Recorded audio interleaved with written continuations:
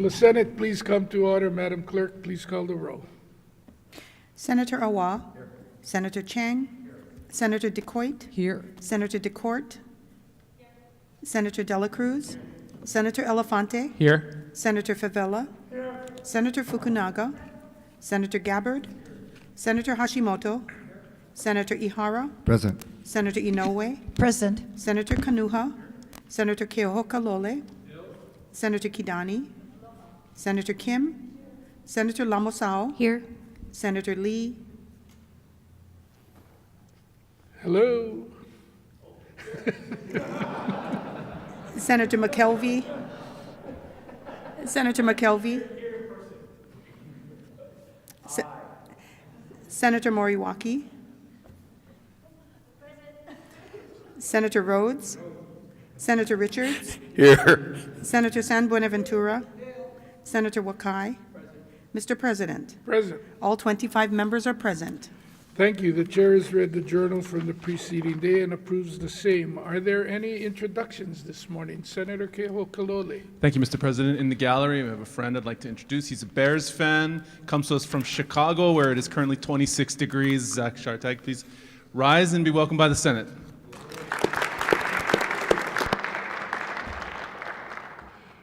Well, he's properly attired for the Hawaii climate. Any further introductions? If not, Madam Clerk. On page 1, Governor's Message number 2, transmitting proposed changes to the fiscal biennium 2025 to 27 Executive Supplemental Budget. File. On page 2, Standing Committee Report numbers 2107 to 2109 for adoption. Senator Wakai. Mr. President, I move for the adoption of Standing Committee Reports numbers 2107 to 2109. Senator DeCourt. Mr. President, I second the motion. It's been moved and seconded. Is there any discussion? Any objections? If not, the motion is carried. Referrals and re-referrals. Referrals and re-referrals are made in accordance with any supplemental orders of the day that may be filed later today. No further business, Mr. President. Are there any announcements today? If not, the chair has, Senator Wakai. Mr. President, if you don't mind, I'd like to rise on a point of personal privilege. Please proceed. You know, members, there was a recent article that came out in a blog that questioned the abilities of one of our colleagues here in the Senate, and I just wanted to just kind of convey my thoughts about some of the discussions that are swirling in political circles about my esteemed colleague from Mililani. And you know, many of us here have great respect for that senator from Mililani, and I am a believer in her, and I'm a believer that dementia isn't a death sentence for your brain. And I wanted to convey that I took Alzheimer's dementia training for an hour last week, and I hired someone with dementia in my office to be with me every Wednesday here at session. I want to introduce you to Maria and her husband, Chris, because I believe that dementia, you can function perfectly with dementia. Maybe the memory is not as sharp as it once was, but that doesn't mean that you discount people with the early signs of dementia. Yesterday, in the EDT hearing, we heard a bill, Senate Bill 2259, with regard to establishing a Hawaii Dementia Initiative Business Recognition Program within the Department of Business, Economic Development, and Tourism to encourage the greater public to have an understanding of dementia, what it means, how it affects the body, how it affects the brain, and that people with these early signs have full functionality and can still prosper in the job that they are given. So, you know, I really am perturbed by the media accounts that says that somehow if you get the beginnings of this illness, that you're incapable of functioning in whatever capacity your job task may entail. So I just want to convey my love and support for our colleague here from Mililani, that, you know, things might be a little bit different today than they were yesterday, but that doesn't make her any less valuable to all of us here in the Senate and to the public. Thank you, Mr. President. Thank you. Before recognizing you, Senator Favela, if I got it correct, Maria, I just want to say thank you for being here and allowing Senator Hawai'i to share your story, and it's brave of you to come forward and help bring awareness and attention to what you're going through and many others in our community. So on behalf of the Senate, thank you. Senator Favela. Thank you, Senate President. I raise in personal privilege. Please proceed. Thank you for my colleague, Glenn Hawai'i, saying these beautiful words. I was very disturbed yesterday.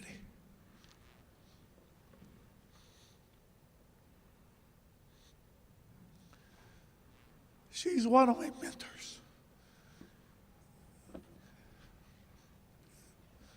Not taking anything away from her and how mean and vicious people can be because they want to sell papers or they want to do news. I am very offended. I handle things a little bit different now. I had a conversation with her in the room. Jokingly, I told her that I could go to Hawbush and I'd grab a few guys and go visit this person. Jokingly.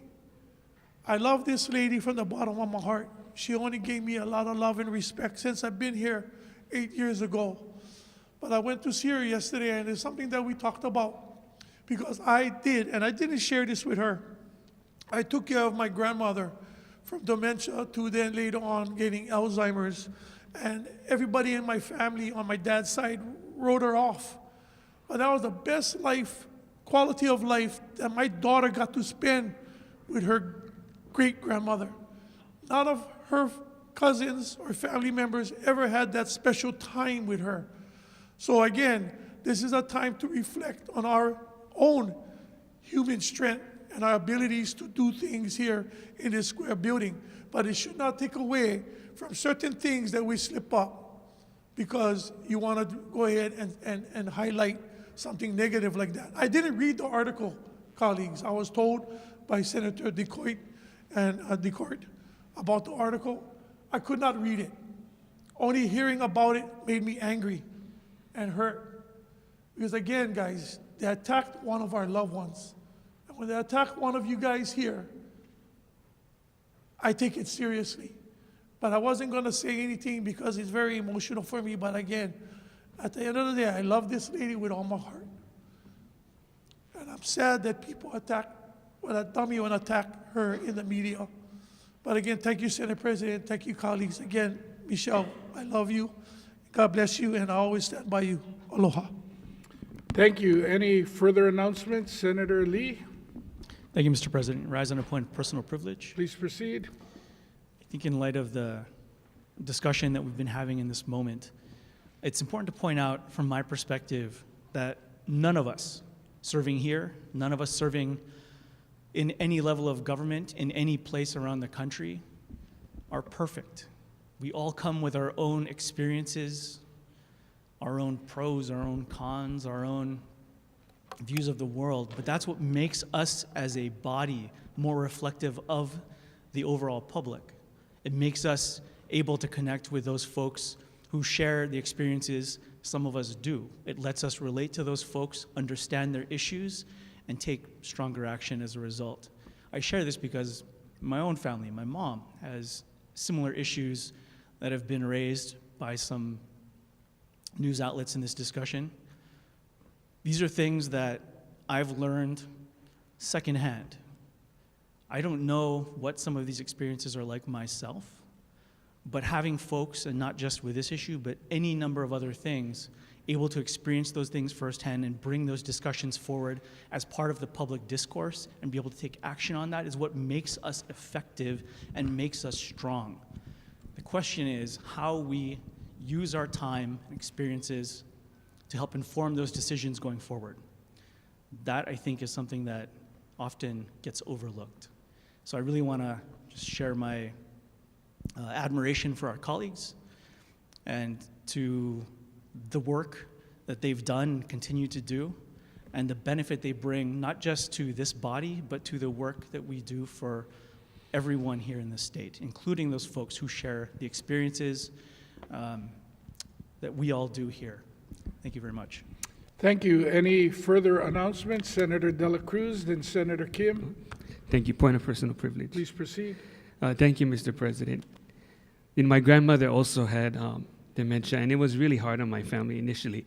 Back then, they didn't have the medicines and technologies, the research that they have now. And I called the Alzheimer's Association recently to ask about more information as how it affects Hawaii. And approximately 31,000 to 35,000 people aged 65 plus are living with Alzheimer's in Hawaii, a number projected to rise as the state has one of the highest life expectancies.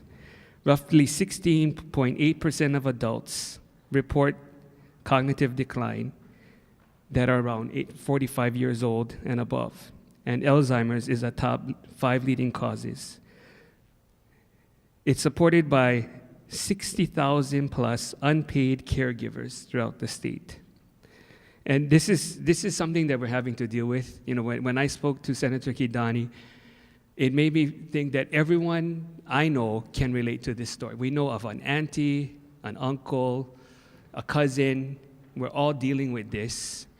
And it is a good opportunity so that as a state, we can recognize that what we have to deal with, how we're going to take care of our kupuna. And as Senator Wakai said, the technology has changed so that people, even if they have the diagnosis, they're still capable of contributing to society. They're still capable of working. And as long as we give them the support they need, they can continue to be the best that they can be, not just for themselves, but for their community, their families, and for our state. Thank you. Thank you. Senator Kim, Thank you, Mr. President. I too rise on a point of personal privilege. please proceed. Mr. President, many of us go on seminars and conferences on the mainland, and we are normally invited. And the National Foundation of Women Legislators, which many of us have attended, have had health conferences, and we've talked about dementia, Alzheimer's at these conferences. It is at these conferences that I learned about that they had a new medication that was approved by the FDA last year to detect early dementia. And so that prompted me to go and get tested early dementia. But what I'm trying to say is that, we all need to become more familiar with dementia. Last year, this body passed a bill that we had in our committee for the University of Hawaii to positions for dementia, and we have other bills that we're hearing this year as well to help the community understand this disease. Also, we also found that doctors are not willing to discuss this with patients, and they feel that they vilify them, and people don't want to talk about it. So one of the things in the bill is that the doctors would at least mention that there is an assessment and whether or not the patient would like to volunteer. So again, these are all measures that we are taking. We are learning more and more, and I think that this is just another example of the media vilifying someone because we all have health issues. We all forget things. I forget stuff. I'm always wondering whether or not I have dementia, which is why I went and took the test. And by the way, they said that I don't have dementia, but that doesn't mean that I don't forget where I put my car keys sometimes or why I walked into the room and can't remember why I walked into the room. So, these are things that I think that our body, and I thank all of you folks for being sensitive to this issue, and that more and more that we learn about it. And again, we don't put people out to pasture because you have cancer or because you have heart disease or because you have any other ailments that might affect you. And again, with the new medication that's involved now, we're finding that people are really learning to live with dementia and Alzheimer's. So thank you, and I support my colleague that I have been her vice chair for so many years on the Education Committee. Mahalo. Thank you. Senator Moriwaki, then Senator Inoue. Thank you, Mr. President. I, too, would like to have a point of personal privilege. Please proceed. As the Kupuna Caucus co-convener, we've been working on these issues for a number of years. It really affects all of us, and I think that it's important for us to see that a lot of things are going on with the University of Hawaii Medical School now having a real view on how we can address not just all of long-term care, but all of the issues that come up. But also, I think the Alzheimer's Association is now putting together training so our first responders, that it's really become a community issue, and it's really important for us to get the word out that the screening that's done to prevent, to assess, and also to treat is really very much in our view, but we need to expand that and let our whole community know, because this is an important area, because all of us are getting old. So I really appreciate us really focusing in on long-term care, on not only Alzheimer's and dementia, but really our health and wellness. Thank you. Thank you. Senator Inouye. Thank you. Good morning. Thank you, Mr. President. And I, too, would like to share the discussion we're having here this morning. My brother has had dementia.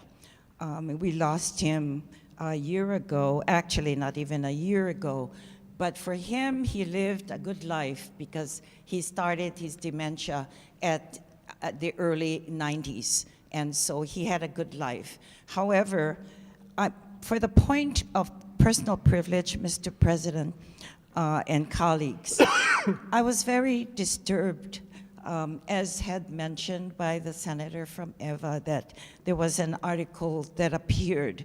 But I'd like to say, though, that to attack a colleague in a position that she is a well-loved person. When I returned to the Senate in 2014's election, I was here 10 years prior, but I was welcomed to the Capitol by Michelle. And I've never known her, but I've read about her because she was in the city and county of Honolulu. However, it was a welcoming sight to return back to the Capitol, and I'm sure not many of you have had that experience. You were here, you're gone, and you return, and I was welcomed, and we have had a very, very good relationship. However, I must say, the disturbing factor about that article, I didn't want to read it as well, like the senator said from EVA, that it's very disheartening to read something like this. However, I just want to say to the press, I think there's just something that there's no sympathy or pathetic of people that would advertise an article and to say that the person is going to be leaving in a week. You know, I think it's the wrong thing to do, and to make that kind of announcement publicly, I believe it's very hurting to one who has to read it on her own because it's affecting her, but it affects all of us. And I think the press, whoever gave them the information, should be put in a place of bad publicity as well. It's just hurting, and Michelle has been with us for all the years she served here since she came here to the Senate. And she has been a person of one that does the lots of work in this building, as well as the fellowship she's had with her colleagues. Thank you, Mr. President, and good luck, Michelle. We are all with you. Love you too. Thank you. Any further announcements? Senator Decoit, Thank you, Mr. President. I too rise on a point of personal privilege. please proceed.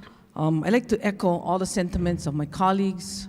Probably not going to come out as elaborate as most of you, and I don't plan on going to the principal's office like you, Senator Favela. But, you know, I just like to say, and I'm sure I speak for most of the women or all of the women on behalf of the Women's Legislative Caucus. You know, an attack on one is an attack on all. Having to be put in a write-up such as this is just unacceptable. Michelle, you've been there for everybody. And when media takes something like this and decides to run with it, you know, shame on them. And I will say it, find the good things to write about people and all the good things that they have done. And if there is something that is affecting that individual, offer your help. Not put them in write-up and do stuff like this. I mean, these are people that we care about, but in regards to the media, maybe those people need to go out to pasture. I just cannot say enough about this woman, which is why this year the Women's Legislative Caucus package was dedicated to Michelle Kidani, of all the great things that she has done, all the great things that she plans on doing going forward. And I will always be supportive of you, Senator Kidani. Mahalo. Thank you, Senator San Buenaventura. Thank you, Senate President. I also rise on a point of personal privilege. Please proceed. I do not know our colleague as well as some of the people here who have spoken, but I do admire her. I mean, she showed up every day since that article was published. She did not hide. It shows her courage. I was with her at a conference in October, and frankly, it surprised me what I read, because we are all forgetful, like what Senator Kim said. And I have been a caregiver of, well, really my husband primarily, of his parents at a time when they went through dementia. I did not see any of these, the implication in that article. I did not see in Michelle at the time when I've dealt with her, and at that conference we were at.